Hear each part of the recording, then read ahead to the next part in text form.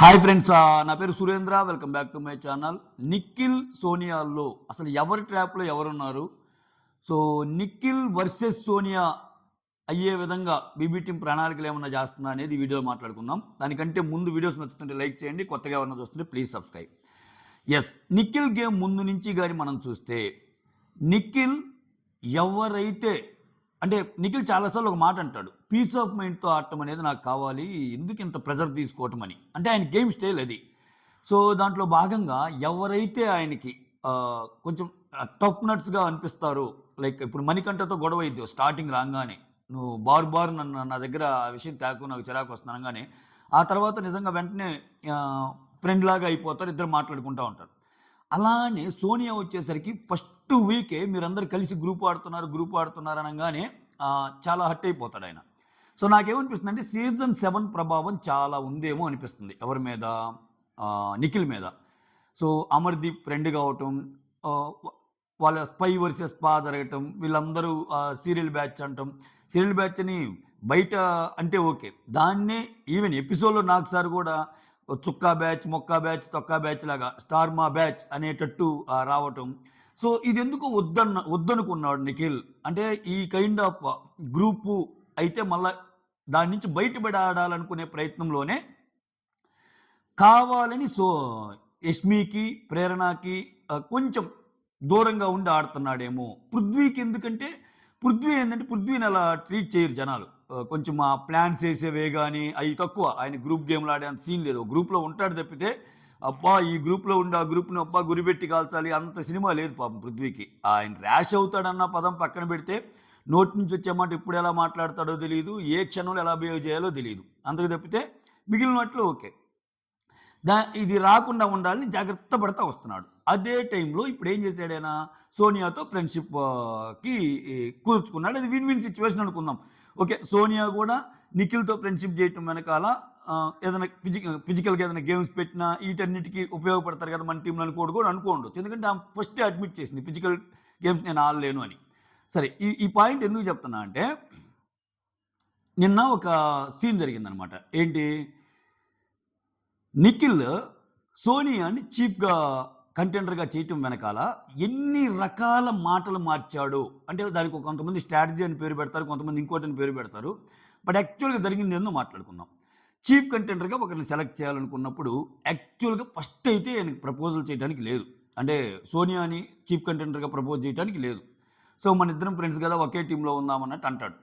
ఆముండి లేదు లేదు లేదు నాకు కావాలి, నాకు లీడర్షిప్ క్వాలిటీస్ ఉన్నాయి, అలా ఎందుకు అనుకుంటున్నాం, మనం 2 డిఫరెంట్ టీమ్స్కి లీడర్స్ అయినా కానీ మన టీమ్స్ని మనం లీడ్ చేస్తానే ఫ్రెండ్షిప్ యాంగిల్ అలానే కంటిన్యూ చేయొచ్చు అన్నట్టు అంటాడు. ఆ తర్వాత ఇక్కడ ఏం జరిగింది, ఆయన చేద్దాం అనుకుంటాడు. ఇంకా చేద్దాం అనుకున్నాక సోనియాని అంటే ఇక్కడ సోనియాని చేద్దాం అనుకోవటం కంటే ముందు ఆయన నడిపిన స్క్రీన్ ప్లే చూడండి 1 by 1. ఇప్పుడు ఏమన్నాడు, సోనియాతో ఏమన్నాడు, మనం ఫ్రెండ్లీగా ఉందాము కదా, ఎందుకు మళ్ళా అటు వెళ్తే గొడవలు వస్తాయి అనే ఒక ఎక్స్ప్రెస్ చేయటం ద్వారా ఈయన థాట్ ప్రాసెస్ ఏంటంటే రేపన్న రోజు వీళ్ళిద్దరికి అపోజిట్గా ఉండి గొడవలైనా నేను అందుకే వద్దన్నాను సోనియా, నాకు తెలుసు మనం విడివిడి గ్రూప్లో ఉంటే ఇలా ఉంటాయి, అందుకే కదా నేను చెప్పింది అన్న మాటకి ఆస్కారం ఉంటుంది అనమాట. సో సోనియా కూడా గబక్కన ఏదైనా గేమ్లో ఓడిపోయినా ఆయన తక్కువ ఆయనకి ఏమకి బండి గేమ్స్లో ఓడిపోయినా కానీ గబక్కన మాట అనే ఛాన్స్ ఉంటుంది కదా, అరే నువ్వు నన్ను కావాలని ఓడించావు అట్లా. సో అందుకే కదా నేను చెప్పాను మనం ఒక టీంలో ఉంటే నీకు అనుమానాలు రావని, నువ్వే ఇలా అన్నావు, గేమ్ని గేమ్ లాగా చూడాలి, పర్సనల్గా చూడాలని, బట్ ఇప్పుడే నువ్వు మాట్లాడుతున్నావు అనేది కూడా ముందు రెడీగానే పెట్టుకున్నాడు. Number 1 point. ఓకేనా. నెక్స్ట్, ఇక్కడ సోనియాని ఇప్పుడు సోనియాని చెయ్యాలిగా, సోనియా ఇష్టపడుతుంది, ప్లస్ ఇతనికి కూడా ఇండైరెక్ట్గా సోనియాని అపోజిట్గా పెడితే సోనియా కంటే మిగిలిన వాళ్ళందరూ స్ట్రాంగ్ అని ఇతనికి తెలుసు ఫిజికల్ గేమ్స్లో. అది ఆల్రెడీ చెప్పేస్తాడు ఒక కన్వర్జేషన్లో, ఎవరు యష్మి అండ్ ప్రేరణకు జరిగిన కన్వర్జేషన్లో. కానీ ఇక్కడ సీతతో కానీ విష్ణుతో కానీ వీళ్ళందరితో మాట్లాడేటప్పుడు ఇతనిచ్చిన కలర్ ఫస్ట్ 1 by 1 వద్దాం. ఫస్ట్ నిఖిల్ వచ్చి సోనియాతో మాట్లాడిన కన్వర్జేషన్ చెప్పుకున్నాం కదా, ఇప్పుడు నైనికాతో చెప్తాడు ఏమని, సీత చాలా స్ట్రాంగ్ అయినా కానీ ఒక్కోసారి అంటే కొన్ని విషయాల్లో సీతతో పోల్చుకుంటే డెసిషన్ మేకింగ్ కానీ లీడర్షిప్ క్వాలిటీస్ కానీ ఏమో బెస్ట్ అన్న తరహాలో చెప్తాడు. ఎవరు, సోనియా బెస్ట్ అన్న తరహాలో. ఎందుకని, సీతకి నైనిక బెస్ట్ ఫ్రెండ్ కాబట్టి అలా పాస్ చేస్తుందని. సీతకి చెప్పి సీతకి చెప్తాడు, విష్ణువుకి చెప్పి విష్ణువుకి చెప్తాడు. విష్ణువుకి అసలు అంత డీటెయిల్ ఎక్స్ప్లెనేషన్ కూడా అవసరంలా. అది కాదురా విష్ణు, నాన్న నీకు తెలుసు కదా నాన్న నేను ఎటువంటోనో, ఇదిరా నాన్న అంటే, అరే నాకెందుకు తెలియదురా నిఖిల్ నీ గురించి, అమ్మా నువ్వు చెప్పింది కరెక్టేరా అన్నట్టు ఆమె అంటది. ఆమె అంత ఆలోచించి అంత ఇది లేదు ఆమెకు పాపం. సో ఇలా జరిగింది కదా.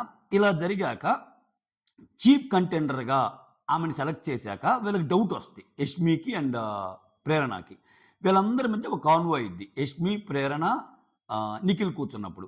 యష్మి, ప్రేరణ వాళ్ళు డైరెక్ట్‌గా చెప్తారు. నువ్వు గాని ఆమెని కావాలని గెలిపిస్తే, అంటే తిను అండర్ ప్లే చేసుకొని ఆమెని గాని గెలిపిస్తే ఖచ్చితంగా మాత్రం మేము దానికి ఒప్పుకోము. ఎందుకంటే అది వేరేలాగుంటది. అలా ఎలా గెలిపిస్తావు అది ఇది అన్నప్పుడు ఆహ్, ఇతను చెప్పే మాటలేందంటే, లేదు లేదురా మీరు నా ఫ్రెండ్స్‌రా నేనలా ఎలా గెలిపిస్తాను. చూడండి మీరు నా ఫ్రెండ్స్‌రా నేను ఎలా గెలిపిస్తాను. అయినా సోనియా అంత ఫిజికల్‌గా ఏమి స్ట్రాంగ్ ఏం గాదు. ఇంకా సీత అన్న కొంచెం ఫైట్ చేయలేదు కాబట్టి చూద్దాం ఆమెకు ఒక ఛాన్స్ ఇచ్చి ముందుకు పెడితే ఆమె తెలిసిద్ది అలా ఎలా ఆడిద్దో అన్నట్టు అంటాడు. అంటాడు కదా. సో ఆ మాట మీదైనా ఉండాలిగా. సో ఇక్కడ ఈ మాటలన్నాడు. నైనిక, సీత, విష్ణుప్రియని కన్విన్స్ చేసే మాటలు అక్కడ అన్నాడు. ఇక్కడ సోనియాకి చెప్పే మాటలు సోనియాకి చెప్పాడు. ఈ తర్వాత అభయ్ దగ్గరికొచ్చి ఏమంటా అంటే, అభయ్ దగ్గర వచ్చిన డిస్కషన్ మళ్ళా వేరు. అభయ్ ఏమంటాడు అభయ్ దగ్గర, సోనియా ఇలా అంటుంది మామ నన్ను, మరి అసలు నేను సిగరెట్ తాగాలన్నా, కూర్చోవాలన్నా, నుంచోవాలన్నా ఆమె ఏంటి మామ అసల, ఆమె నన్ను కంట్రోల్ చేసేదేంటి? సో ఇది నాకు నచ్చలేదు. సో చూద్దాం ఈసారి చీఫ్ ఆమెకిస్తే ఆమె ఎలా చేస్తుందో తెలిసిద్ది అన్నట్టు చెప్తాడనమాట. సో ఇక్కడ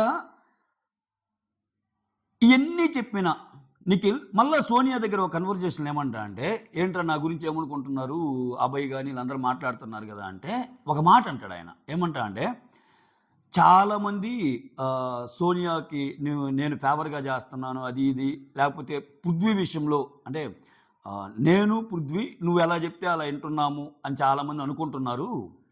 విన్నారా ఈ డైలాగు? నేను పృథ్వీ మీకు పప్పెట్స్ లాగా, అంటే నువ్వేం చెప్తే అది వింటున్నాం అన్నట్టు, ఒక వెపన్స్ లాగా వాడుతున్నట్టు అలా మాట్లాడుకుంటున్నారు. కానీ నేను దాని గురించి ఎవ్వరితో ఏమి ఆర్గ్యూ చేయలేదు. ఎందుకంటే నీ గురించి నాకు తెలుసు కదా నాన్న, నీ గురించి నాకు తెలుసు కదా కన్నా. సో నేను ఏం మాట్లాడతాను, నాకేదైనా హర్ట్ అయ్యి నేను మాట్లాడతాను. నువ్వు నలుగురిలో అన్నావు చూసావా, ఈ సిగరెట్ విషయం కానీ ఇంకోటి కానీ అవి మాట్లాడతాను. ఇవన్నీ నాకు తెలుసు కదా, నువ్వంటే ఏంటి నాకు తెలుసు కాబట్టి వాళ్ళు ఏమన్నా నేను ఎందుకు ఫీల్ అవుతాను అన్నట్టు అంటాడు. ఓకేనా. సో అక్కడ చెప్పిన డైలాగ్ ఏంది, సో ఆమెని జస్ట్ ఫిజికల్‌గా అంత ఇదేం గాదు, ఆమె స్ట్రెంత్ గూడా అంత ఎక్కువే ఉండదు సీతతో కంపేర్ చేస్తే అన్నట్టు అట్లా అంటాడు. అంటే ఈ ఓవరాల్ ఇది జేస్తే గేమ్ ఆడిందెవరు? భయంకరమైన గేమ్ ఆడాడాయన. అదొక ముసుగులో. ఇప్పుడు ఇదే పాయింటు సీత, సీత స్ట్రాంగ్ అని తెలిసినప్పుడు సీతకివ్వాలిగా. చూడండి ఆయనలో ఎన్ని కాంట్రడిక్షన్సో. యష్మి ప్రేరణతో చెప్పేటప్పుడు సీత స్ట్రాంగు అనుకున్నప్పుడు సీతకివ్వాలిగా. నువ్వేదన్నా ఇవ్వాలనుకుంటే. అక్కడ సీతకి ఇవ్వనందుకు రీజన్ చెప్పాడు. ఇక్కడేమో నేను ఈ అమ్మాయితో ఈ గేమ్ ఆడబోతున్నానని ఈళ్ళతో చెప్పాడు. అభయ్‌తోనేమో అసలు చీప్ అయితే ఎలా ఉంటదో చూద్దాము, అప్పుడు ఆ పెయిన్ ఆమెకు తెలియాలన్నట్టు ఆమెకు చెప్పాడు. ఈమె దగ్గరికొచ్చేసరికేమో మిగిలినోళ్ళు ఏమంటున్నా నువ్వు పట్టించుకోవద్దు అన్నట్టేమో. ఇక్కడ అసలు దీన్ని బట్టి మీకేం అర్థమవుతుంది? ఖచ్చితంగా సోనియాతో ఉండే సోనియాని డిఫరెంట్ యాంగిల్‌లో చూపించేందుకు ఇతను ప్రయత్నం చేశాడేమో నాకు అనిపించింది. మోర్ ఓవర్ అది అయిపోయాక సోనియాకి విష్ణుప్రియకి ఇలా పడదు కదా. విష్ణుప్రియ వీళ్ళు కూర్చున్నప్పుడు మాటలు జారుతాడు. ఏం జారుతాడు? జారటం అంటే అయి పబ్లిక్‌కే ఎళ్తాయని ఆయనకి తెలీదా? ఏమంటాడు? అరే కొంతమంది ఇక్కడ వాళ్ళు అనుకున్నదే చెల్లాలనుకుంటారు. మన ఫ్రెండ్స్ అనుకున్నప్పుడు వాళ్ళ గురించి నెగెటివ్ విషయాలు బయట చెప్పకూడదు కదా. అలా చెప్తే అలా చెప్పడం నేను కంప్లీట్‌లీ అగైనెస్ట్ అన్నట్టు అంటాడు. అంటే దీన్ని బట్టి ఏమర్థమవుతుంది? సోనియాతో ఉంటూనే సోనియా బిహేవియర్ ఇది, సోనియా యాటిట్యూడ్ ఇది అని చెప్పే ప్రయత్నం ఒక్కొక్క కన్వర్జేషన్‌లో ఒక్కొక్కరితో చెప్పాడు. వేరే జయం దగ్గరికొచ్చేసరికి చాలా నీట్‌గా ప్లే చేస్తున్నాడు. ఇప్పుడు ఎవరు ట్రాప్‌లో ఉన్నట్టు? ఇప్పుడు సోనియా చేసిన తప్పేంది, అఫ్‌కోర్స్ సోనియాకి నేను అగైనెస్ట్‌గా చాలా వీడియోస్ చేశా. ఆమె ఆట బాగలేనప్పుడు. అంటే చాలామంది ఏమనుకున్నారంటే లాస్ట్ 2 డేస్‌లో సోనియా ట్రాప్‌లో నిఖిల్ పడ్డాడేమో అనుకుంటున్నారు. బట్ కంప్లీట్‌లీ రాంగ్ అది. నిఖిల్ ట్రాప్‌లోనే సోనియా ఉంది. ఆమె బాధేంది? నాతో ఇలా మంచి ఫ్రెండ్లీగా ఉంటా, ఎందుకు నా విషయంలో ఇలా చేస్తున్నాడు నిఖిల్ అనేది. సో దానికి ఇంకొక ఇదేంటంటే అభయ్ వచ్చి కొన్ని రివీల్ చేస్తాడు. ఒరేయ్ ఇలా అభయ్, యష్మి వీళ్ళందరూ ఒక టీమ్ కదా. యష్మి అక్కడ ఒక మాట అంటది. ఏమంటదంటే ఆమె ఆడకుండా మిగిలినోళ్ళని పంపించేస్తుంది. మిగిలినోళ్ళని పంపించి వాళ్ళ ద్వారా గేమ్ ఆడాలనుకుంటుంది. బయట జనాలకి ఇదంతా అర్థం కావా అది ఇది అని అంటది యష్మి. అన్నప్పుడు అబ్బాయి వచ్చి తినతో చెప్తాడు. ఎవరితో? సోనియాతో చెప్తాడు. బయట వేరే రకంగా పోర్ట్రేట్ అవుతుండొచ్చు. నువ్వు వాళ్ళని కంట్రోల్ చేస్తున్నట్టు, వాళ్ళతో గేమ్ ఆడిస్తున్నట్టు కొంచెం చెప్పి చూడు అన్నట్టు. సో, అప్పుడేమో రియలైజ్ అయ్యిద్ది. ఓకే. ఇదేంది నా మీద పోతుందా అన్నట్టు. ఆ విషయాన్నే తీసుకొచ్చి నిఖిల్‌తో కూడా డిస్కస్ చేస్తయి. పృథ్వీ మరి అలా అంటున్నప్పుడు, అలా అగ్రెసివ్ అవుతున్నప్పుడు నువ్వైనా కంట్రోల్ చేయొచ్చు కదా! ఇప్పుడక్కడ నిఖిల్ అంటాడు కదా! ఏంటి? మనం ఆర్టిస్టులం మచ్చా. మనం అలా ఉంటే ఎలా అది ఇదని. ఈయన కంట్రోల్ చేయొచ్చుగా ఈయన టీమ్‌లో ఉన్నప్పుడు. చీఫ్ నిఖిలేగా. చీఫ్ నిఖిలే కదా! సరే సోనియా అంటే ఆయన్ని దువ్వి పంపుతుంది. ఏది? రణరంగంలోకెళ్ళు అగ్రెసివ్ అయినా పర్లేదు అని. ఇతను చెప్పొచ్చు గదా! ఇతను చెప్పలేదు గదా! సో, ఇవన్నిటి మీద కొంచెం ఈ ఈ ఈ గేమ్ అనేది నిఖిల్‌ది చూస్తుంటే, అతను ముందుకెళ్ళటానికి ఇదిలాగా కనిపిస్తుంది. సోనియాని. ఇంకొకటేందంటే ఆయన కంఫర్ట్ జోన్ చూసుకున్నాడు. సోనియాతో గొడవ పెట్టుకొని ముందుకెళ్తే ఆయనకి పీస్ ఆఫ్ మైండ్ ఉండదు. ఈ లైన్ గుర్తుపెట్టుకోండి. ఎందుకని? ఖచ్చితంగా అతని ఆటలో గాని, అతను ఏం ఆర్గ్యుమెంట్స్‌లో గాని విపరీతంగా సప్రెస్ అవుతాడు. అదే సోనియాతో బాగుంటానే ఆమెను ఎక్కడ ఇండైరెక్ట్‌గా దెబ్బ కొట్టాలో అక్కడే కొడితే ఈయన కొట్టినట్టు రాదు గదా! వేరే వాళ్ళతో ఇది చేసినట్టు వస్తది కదా! ఆ కైండ్ ఆఫ్ గేమ్ ఆడాడేమోనని నాకనిపించింది. మీరేమంటారో కమెంట్ చేయండి. ఇప్పుడు నెక్స్ట్ నిఖిల్ వర్సెస్ సోనియాకి శ్రీకారం చుట్టాడేమో బిగ్ బాస్ అనిపిస్తుంది. ఎందుకంటే ఇక్కడ క్లియర్‌గా ఒక పాయింట్ మెన్షన్ చేశారు నాగ్ సార్. ఏమని? బాగా ఆడిన సీతకివ్వకుండా సోనియాకి ఎందుకు ఇచ్చావని అది అబ్రప్ట్‌గా ఆపేశాడు. ఎందుకు ఆపేశాడో తెలీదు. అది తెలుసుకుందాం అనుకునే లోపే ఎపిసోడ్ అయిపోయింది. జనాలందరూ ఇదొక డిసప్పాయింట్‌మెంట్ నిన్న ఎపిసోడ్‌లో. అది కంటిన్యూ చేస్తాడేంటో చూడాలి. సో, ఇటువంటి సిట్యుయేషన్‌లో వీళ్ళిద్దరికి ఖచ్చితంగా ఇక నిఖిల్ గేమ్ ఎలా ఉంటదంటే, ఓహ్! బయట ఇలా ఉందా? నాకు సార్ ఇలా చెప్పాడంటే ఇలా ఆడాలి అన్నట్టే ఎళ్తాడాయనింక. సో, ఇప్పటికే చాలా అనుకుంటున్నారు. హౌస్‌లోనే అనుకుంటున్నారు. హౌస్‌లోనే సోనియాకిచ్చేటప్పుడే ఇలా అనుకుంటున్నారని ఆయనే అనుకుంటాడు. అయినా గాని ఆయనకొక స్ట్రాటజీ ఉంది. ఆయనకిచ్చేసాడు. అంటే ఇప్పుడేంటి? ఇప్పుడు నాకిదంతా చూసాక సోనియా ఏదైతే మాట అంటదో, "అరేయ్! నాకిచ్చిందే నన్ను నువ్వు అపోజిట్‌గా పెట్టి గెలవటానికి గదా! నేనైతే వీక్ అని గదా!" అన్నది ఖచ్చితంగా సోనియా మాటలకు బలం చేకూర్చే విధంగా యష్మి ప్రేరణ దగ్గర ఆయన కన్వర్జేషన్ ఉంది. చూద్దాం ఎలా ఆడిద్దో, ఆమెకంత స్ట్రెంత్ గూడా లేదంటే ఏంటి మీనింగు? నీకు అపోజిట్ అయితే ఆమెను ఈజీగా గెలవచ్చు అనేగా. సో, అప్పుడు సోనియా మాట కరెక్టేగా అనిపిస్తది. ఒక యాంగిల్‌లో అనమాట. అంటే ఇక్కడ 2 రకాలుగా అర్థం చేసుకోవచ్చు మనం. అరే! ఏదో ఒకటిరా ముందు చీఫ్ కంటెండర్‌గా చేస్తే ఆనందం లేకుండా ఇలా మాట్లాడుతుందనుకోవచ్చు. ఇతని ఇంటర్నల్ యాంగిల్ ఏ రకంగా థింక్ చేసాడని చూస్తే ఒక రకంగా అనుకోవచ్చనమాట. సో, ఇట్లా జరుగుతున్న ఈ ప్రాసెస్‌లో నాకు సార్ నిన్న అన్న మాటకి సీతకి ఎందుకిచ్చావు, ఆమెకెందుకు ఇవ్వలేదు అన్నప్పుడు రేపటి నుంచి ఏదైనా డెసిషన్‌లో సోనియాకి హై ప్రయారిటీ ఇవ్వడానికి ఇతను ఇష్టపడ్డు. చీఫ్‌గా ఇతను కంటిన్యూ అవుతున్నాడు కాబట్టి. అలా ఇష్టపడినప్పుడు సోనియాకి ఖచ్చితంగా కోపమొస్తది. సోనియాకి కోపం వచ్చినప్పుడు వీళ్ళిద్దరి మధ్య డిఫరెన్స్ వచ్చినప్పుడు అప్పుడేమైద్ది? ఇతను ఏ విష్ణుప్రియతో కలవటమో, ఏ యష్మి ప్రేరణతో కలవటమో ఇలా చేస్తాడు. ఇలా చేసినప్పుడు ఆమెకి ఇంకా ఎక్కువ కోపమొస్తది. మోర్ ఓవర్ ఇతనికి ఏదైనా చీఫ్‌గా అధికారాలిచ్చి నెక్స్ట్ నామినేట్ అయినోళ్ళలో ఒకరు సేవ్ చేయండి, ఒకరు ముందుకెళ్ళండి అనే ప్రాసెస్ ఉంటది కదా! దాంట్లో ఒక భాగంగా ఎవరినైనా సేవ్ చేయాల్సొచ్చినా ఈ వీక్ సోనియాకి పడే అవకాశాలున్నాయి. ఏది? నామినేషన్స్. సోనియాని సేవ్ చేయడు. ఖచ్చితంగా వేరే వాళ్ళని సేవ్ చేస్తాడు. వేరే వాళ్ళని సేవ్ చేసినప్పుడు మళ్ళా ఆ మంట కూడా రైలే ఛాన్స్ ఉంది. ఇట్లా కొన్ని సీక్వెన్స్ ఆఫ్ యాక్షన్స్ అయితే జరుగుతాయి. వీళ్ళిద్దరి మధ్య గొడవలు అవ్వటానికి ఇది ఉంది. ఇప్పుడు దాకా గ్రూపులు అనుకునే వాళ్ళు తారుమారయ్యే ఛాన్సెస్ కూడా ఉన్నాయి. అంటే ఇప్పుడు విష్ణు, సీత ఇలా ఉన్నారు కదా!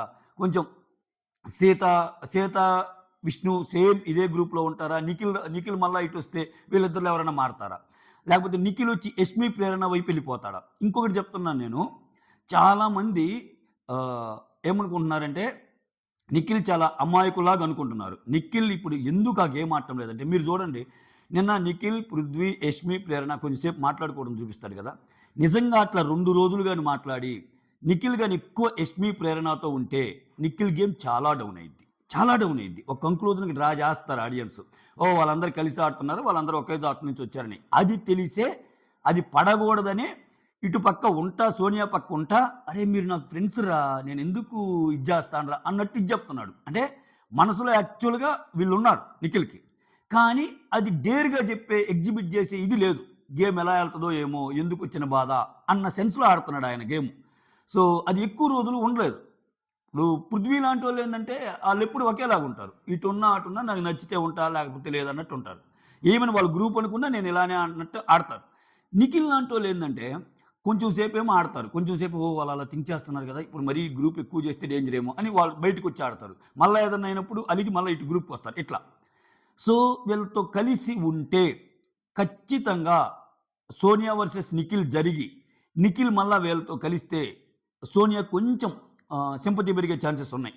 ఏది ఆమె ఆమెకున్న ఒక మైనస్ ఏందంటే ప్రతి ఆర్గ్యుమెంట్‌లో ఆమె గెలవాలనుకుంటది. ప్రతిదీ ఆమె చెప్పేది రైట్ అవ్వాలని కోరుకుంటది. ఎదుటోళ్ళు ఏం మాట్లాడినా తప్పు అనుకుంటది. ఎదుటోళ్ళని ఏదన్నా నామినేషన్ గాని ఏదైనా చేసే ప్రాసెస్‌లో ఆమెకు పాయింట్స్ లేకపోతే పర్సనల్ లెవెల్‌కెళ్ళి మనిషిని దిగజారుస్తది. ఈ పక్కన పెట్టి ఆమెకున్న తెలివితేటలు ఇంకో రకంగా ఎగ్జిబిట్ చేస్తే ఖచ్చితంగా సోనియా ముందుకెళ్ళే ఛాన్సెస్ ఉంది. లేదు నేను మారను, నేను ఇలానే ఉంటాననుకుంటే సోనియాకి ఏమాత్రం వీలైనంత వరకి చెప్పా కదా! నేను స్టార్టింగ్‌లో చెప్పా. సోనియా లాంటి ప్లేయర్స్‌తో ఎంతవరకు ఫుటేజ్ యూజ్ చేసుకోవాలో అంతవరకు యూజ్ చేసుకుంటారు బిగ్ బాస్ టీమ్. వాళ్ళ అవసరం తీరాక వన్ ఫైన్ డే వచ్చి సోనియా నిజంగా చాలా బాగా ఆడావమ్మా. ఇంక ఏంటో జనాలు రిసీవ్ చేసుకోలేకపోయినట్టున్నారు. నీకేమనిపిస్తుందమ్మా? అవును గదా! సార్ నేనెక్కడ తప్పు చేశాను నాకే అర్థం కావటం లేదు సార్ అని అంటది. అదేనమ్మా మాకు అర్థం కావటం లేదు. బాగా ఆడావమ్మా. ఎనీహౌ నువ్వు చాలా బాగా ఆడావమ్మా. ఆల్ ద వెరీ బెస్ట్ అని ఈ డైలాగులతో ముగిసిద్ది కథ. ఏది ఇలా ఉంటే. That's all. Thank you so much. మీకేమనిపించిందో కామెంట్ చేయండి. Signing of.